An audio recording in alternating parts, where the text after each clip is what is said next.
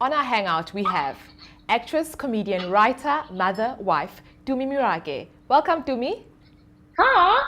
So, Tumi, you do a lot of things. I mean, you're a mother, you're an actress, you're a comedian. How do you balance it all out? I don't know. I just hope not to drop anything. I'm like, I guess I just juggle and just hope everything stays in the air and that I catch it on its way down. Especially now that I've added producer to the things I do, I'm like, yeah, now I'm pushing it. So I think one of the best things I did was marry the best guy. You don't just go and pick and marry. If you know you want to do a lot of things, you want to have your cake and eat it, make sure you marry someone who can support that, you know? And you spoke about the fact that you're producing. What can people be looking out for in terms of your productions? Geez, this is our first baby. My husband and I always wanted to start a production company, right? My big thing is sitcom, and he is really into documentary and film.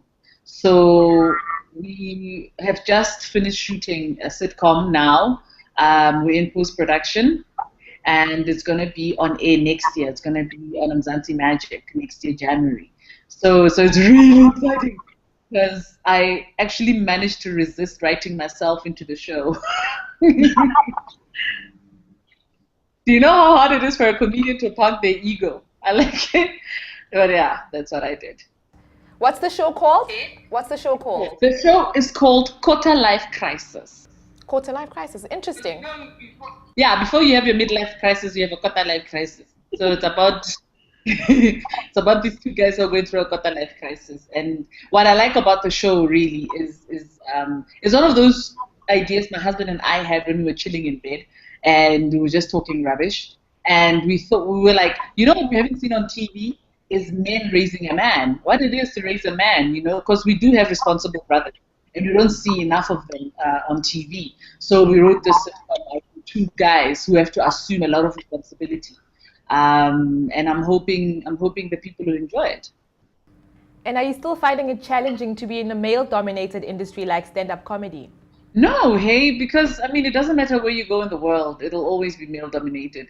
And um, the thing for me is the individual side of it, you know? When I look at the guys who are making it, it's really about the individual. It doesn't really, the environment doesn't really dictate so much. You know, it's about what are you bringing that's fresh, that people are interested in.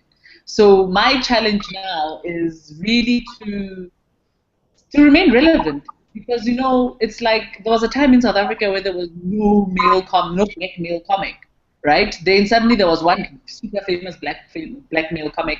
Then all these other black male comics came, and then it became this thing of now competition is tough. You need to stand out, and I feel like that's where comedy is going for women as well, where there will be a handful who are there who are actually bankable. Now you're getting more and more women who can hold their own in the industry. Then you have to decide. You've lost now that gimmick of one of the few or the only. What are you offering that makes people want to see you, you know? So it's still a challenge. It's hard to rest on your laurels, not with stand-up comedy. You know what I mean? Because also I feel like South Africa trusts me now as a comic, right? So the next step is how do I get Africa to trust me as a comic? Then how do I get the UK, the US, the world to go, all right,